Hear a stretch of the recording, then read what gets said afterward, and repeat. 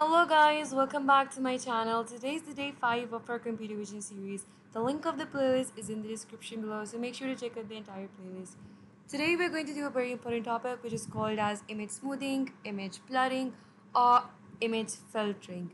So you must have seen blurred images before as well, but it's important to understand the intuition behind how the blurred image is calculated. So I'm going to open up the documentation of OpenCV, and over here you can give it a read if you guys want to.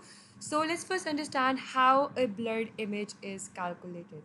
So there is a pixel in the center and there is a neighborhood area around that central pixel. Okay, so when you apply an OpenCV blurring function on an image, it calculates the average of the pixels in the neighborhood area and replaces the central pixel with that value. So this is what's happening in image blurring. You are replacing the central pixel value with the average of the surrounding pixels value, and you have so many types of blurring functions in OpenCV. You have the classical blur, which is called as blur. Then you have uh, Gaussian blur. You have median blur. So the most important use case of the blurring is to remove the noise from the images. Okay, so you're going to apply blurring on an image so that you can remove noise from the image. And when you are going to remove noise from the image, there is going to be a loss of information as well. So let's hop on to VS Code and see how the image blurring is done. You have to define the neighborhood size in this one as well.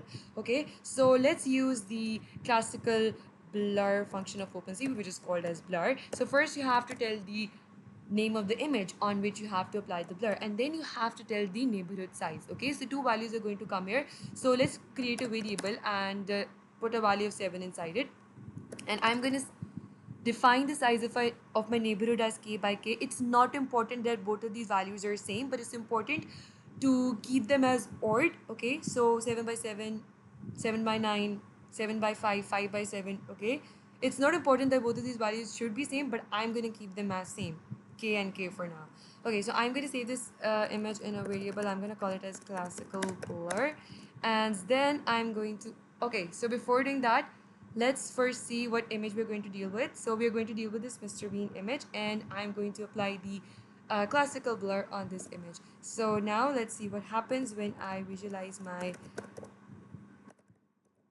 classical blur image as well. So I'm going to call it as classical, and yeah. So let me run the file and you guys can see the difference.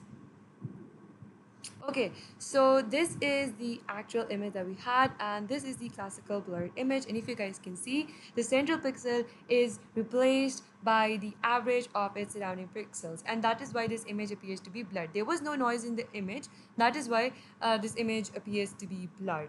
Okay, so yes, now that you look at a blurred image, I hope you guys have a better understanding on how that blurred image is calculated. There is a lot of mathematician or mathematical calculation behind this calculation of the average and the blurring, but you don't have to go into that detail. You just have to understand the high level intuition behind it. Okay, so now we're going to use another type of blur function, because each type of blur function has its own use case. Okay, so we are going to just explore all we are going to explore three. Actually, we are going to explore three OpenCV blur functions today, but you can try using different values of k as well. You can try using the different type of blur functions as well, depending upon your use case. So if I use a larger value of k, what will happen? The blur will also be more.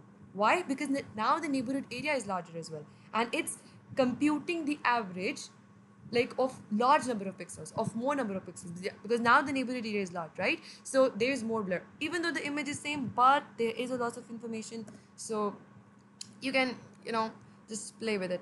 So for now I'm going to keep the value of k as 7, and now I'm going to calculate the Gaussian blur. So it is also an OpenCV function. It is called as Gaussian blur. So first I'll pass the image on which I have to apply the Gaussian blur, and then I will tell it the size of my neighborhood. So I'm going to keep it as k by k for now, and then Gaussian blur also accepts another parameters. The value of this parameter should be greater than 1, and it should be odd. It could be 3, it could be 5. So you can try using different values for this parameter. So I'm going to save it in another variable. I'm going to call it as Gaussian blur. I hope I spelled it right.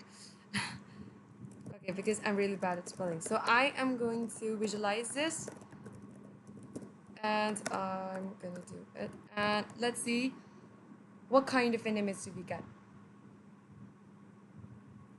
Okay, so many images. The images are too big. So this was the original image, this was the classical blur image, and this is the Gaussian blur image. And if you guys see, the classical blur image and the Gaussian blur image looks identical. But if you guys look really closely, there will be a little bit of difference between these images.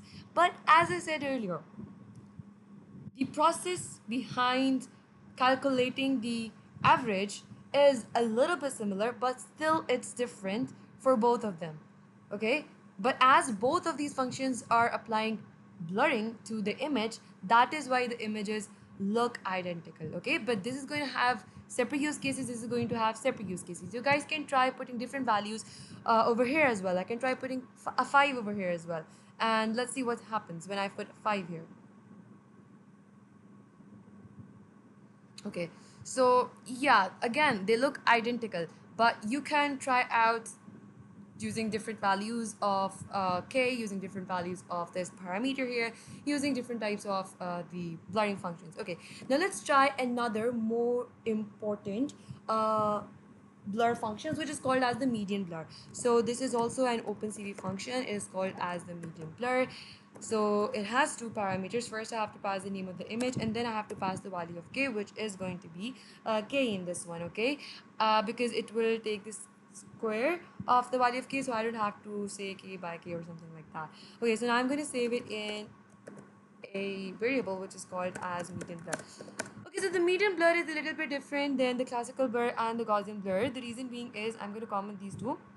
The reason being is, in the classical blur and the Gaussian blur, we were calculating the average of the neighborhood pixels, right? But in the median blur, we are going to calculate the median of the surrounding pixels, and we are going to replace the central pixel with that median value. Okay, so you have to keep this in mind. A median blur is different from classical blur and the Gaussian blur. So now I'm going to visualize this. I commented the other two so that you can clearly see the output of this median blur. Okay, so now let's run this and see what we get. Okay, so this was the original image that we had, and this is the median blur, and clearly the median blur is different from the Gaussian blur and the classical blur. The output is totally different. It's not like the other blood images that we got at the misdemeanor. This is totally different, right? So as I said earlier, each kind of blur function has its own use case. So this was it, but I have prepared another thing for you guys as well. Now instead of the Mr. Bean .jpg, I'm going to use this banana image, and I'm going to first show you what the image looks like. So this is a banana image. I have added salt and pepper blur to this image. So salt and pepper noise to this image. So all these dots that you see, that is actually noise in an image. Okay, so we are going to try using different OpenCV functions to remove this noise from the image, because as I said earlier, the use case of blurring, the use case of image smoothing is to remove the noise from the image. So now we are going to use these OpenCV functions to remove the noise from the image, and let's see what happens. I am going to uncomment one by one. So first I'm going to uncomment the classical blur, and now I'm going to run and see what kind of an image do I get. Is the noise removed or not? Okay, so my VS Code sometimes bugs. The code is totally correct.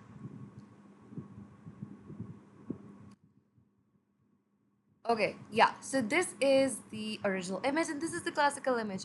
I mean, yes, the noise is reduced to some extent, but I can still see the dots, right? The noise is not completely removed from the image. So I don't think classical blur is a good choice for this one, right?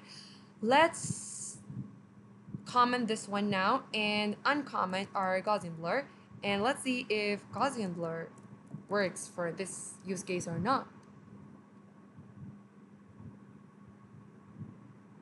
Okay, this was the original image and this is the Gaussian image. Again, the Gaussian image looks kind of similar to our classical image, right? But again, I can still see the noise. I don't think I should use this for removing the noise, right? Because it isn't removing the noise properly. Then I think we only have one option to use the median blur and see if it gives us a good result or not, if it removes the noise for us or not. And okay, an error. That is not what I expected. Okay, the error is because of my VS Code plugin. Okay, yeah. So yes, this was the noise image, and this is the medium blurred image, and the noise is completely removed from this image. There is no noise in the image. I can see the banana clearly. I can see the background clearly. So the moral of the story, long story short, you have different use cases for every kind of blur function. Okay, some blur functions perform well on different kinds of images, but a median blur function performs well on an image that has salt and pepper noise. Since this image has salt and pepper noise, that is why the median blur worked perfectly on it. So you can try exploring these blur functions. There is another one as well. You can try exploring that as well. You can try using different values of k. You can try using different values for this parameter as well, and you can see what function or what value of k works best for your project or for your use case. So that was all for today. I hope you enjoyed the video. Make sure to give it a like and stay tuned for the next one. Bye bye.